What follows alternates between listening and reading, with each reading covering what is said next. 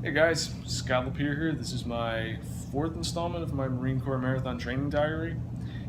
Quick thank you to all my generous donors, especially those that have given me donations. I guess the term would be offline, so in any other form as opposed to the donation page. All your donations are accounted for, so the total on my page is now 100% representative of everything I've raised. Again, guys, keep the donations coming. Every dollar counts. Can't tell you how much it means. So today we'll quickly be going over pace adjustments, heat index, and yes, Michelle, I will be answering your question about mid-run refueling or what to eat mid-run.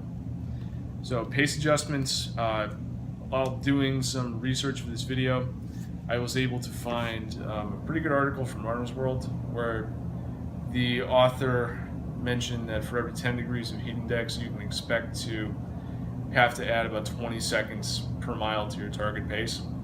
And this is actually a number I've seen reflected in my training. So today, for example, I was a fantastic run. I managed to get out at about 6 o'clock in the morning, 70 degrees out, relatively low humidity, no direct sunlight, so the heat index was exactly 70.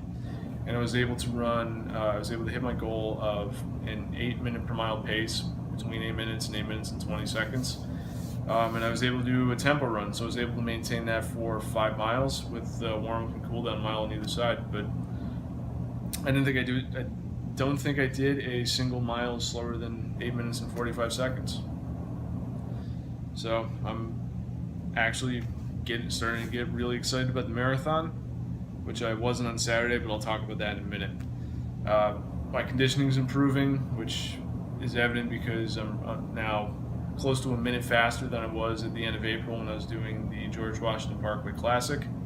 And this will put my finishing, and if I'm able to maintain 8 minutes flat, maybe a couple miles in the low sevens, or high sevens rather, a couple miles in the low eights, I'll be able to finish somewhere in the neighborhood of 3 hours and 25 minutes to 3 hours and 35 minutes, which would be nothing short of a big success.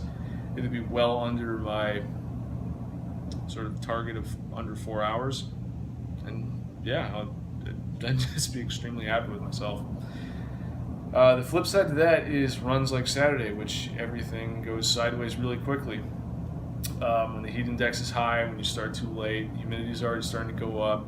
Heat index is high, you can't find a lot of shade, so heat index skyrockets. I think towards the end of that run, the heat index was somewhere around 110 to possibly even 120 degrees in certain areas in direct sunlight.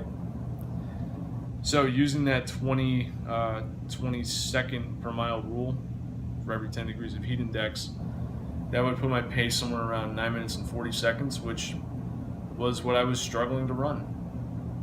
So if everything goes sideways for the marathon and it's 100 degrees with 100% humidity and absolutely no shade anywhere because it cuts through downtown DC, and I'm struggling to run 9 minutes and 40 seconds per mile, I'd be looking at a time of 4 hours and 20 minutes to 4 hours and 50 minutes, which means I would also miss the open line, so there'd be that too. Either way, another consideration to keep in mind when running in high heat and humidity: air quality. Air quality starts dropping precipitously.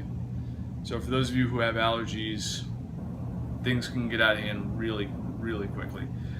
So please, guys, stay safe, use caution, try to run early in the morning. Around here, just because there's a lot of concrete which soaks up sunlight, early in the morning is a little better than later in the day. So try to get out there early in the morning. Try to run in shady areas that have a lot of trees, areas that don't have a lot of concrete. Bring plenty of water, especially on hot days. And also, to my next point, if you're putting in distance like me, you might want to consider bringing some food. So this question comes from my cousin Michelle, who is an avid runner. She actually ran the New York Marathon last year. She also did this while she was pregnant with my youngest cousin Cole. So my youngest cousin, who was less than a year old, ran a marathon before I did. I'll have to get him something after I run the Marine Corps Marathon, I guess. But nonetheless, her question was about your question was, what kind of things do I do eating mid-run, or what do I eat? What kind of strategies do I have? And to be 100% honest, I haven't developed those yet. Pretty much every run I've done has been like half marathon distance or shorter, so I haven't really had the need to eat. On Saturday, though, that was different just because it took me the better part of 2.5 hours when it was all said and done, between stopping to refill my Camelback, stopping to just kind of catch my breath and recover, walking as little as I could. I'll mention more about that later. I was actually starving by the time I got home. So one thing I recommend from my time doing lots of long bike rides is GU or Power Gel. They come in little packets about that big. I was gonna pick some up today, but naturally I forgot to. Naturally, short-term memory, not my strong suit. They come in packets about that big. They're just gel. They're almost like like peanut butter, like syrup kind of texture. They're composed mostly of simple carbohydrates, so they break down quickly. Your body's able to utilize the energy fairly quickly with little issue. And they come in a bunch of different flavors, so unflavored wasn't really popular for some shocking reason. I remember one of my favorites from when I was bike racing was actually like espresso flavored or coffee flavored, because it had a little caffeine in it, so you had the added benefits of having caffeine. It's totally up to you guys. Power Bar makes their own. I think Gatorade, if they don't make their own, they have something similar where they almost look like little Starbursts. Those are what I recommend if you're taking the time to stop, if you're actually taking the time to take some Instagram photos like I did, or just take a minute to cool off. Something like a Chewy bar or granola bar, just something that doesn't have a lot of fiber, something that doesn't have a lot of protein or fat, something that's not going to take your body a while to break down, something that'll break down fairly straight away, that you can utilize the quick energy from, but that won't spike your blood sugar and cause you to crash. So I'll have more information about GU in a future video. I'll have more information about all that kind of stuff as I go through the normal trial and error that goes into marathon training, as you can see with pace adjustments. So I think that's it for today. Remember, guys, stay safe. For every 10 degrees of heat index, so figure out the heat index before you go using the chart that I'll put in the description below, and plan your pace accordingly. So I haven't figured out my pace for Saturday, which will be about a half marathon distance run. Bring enough water. So I have a 2-liter Camelback, which I refill at every water stop, so I'll have that with me. Try to find shady areas, which I'm actually going to change my route and do this time. Try to run through grassy areas, and just be safe and listen to your body. Another caveat in the Runner's World article that I saw was the author, couldn't think of the word. The author actually recommended the person who wrote in to if they can't maintain a pace, if they're struggling to maintain running, is to run for 3 to 5 minutes and then take a 1-minute walking break. So when I first read that, I kind of rolled my eyes at it and thought there wasn't any validity to it.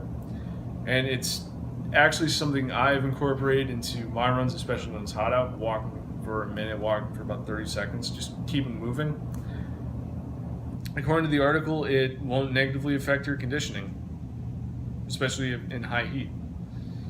I never would have guessed, but the results speak for themselves. So my conditioning is improving. So remember that, guys. Stay safe, listen to your body. Don't be too proud to walk. Take a second if you need to. Stop. Drink enough water. Eat something if you need to. So I guess that wraps it up for today. I figured I'd keep it short and sweet at 9 minutes. My donation page will be linked below. Running Brooks homepage will be linked below.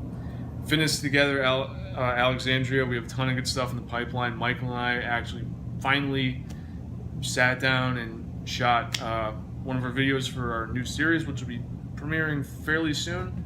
Stay tuned for that. I'll have more information soon. Leave comments down below. Anything you guys want to see, anything you guys have questions about, whether I'm an expert on it or I think I'm an expert on it, I'll do my best. Also down below will be the Runner's World article, the heat index chart, and anything else that's relevant. Thank you guys very much for your time. All your donations are greatly appreciated. Every dollar counts. And I'll see you guys probably next week.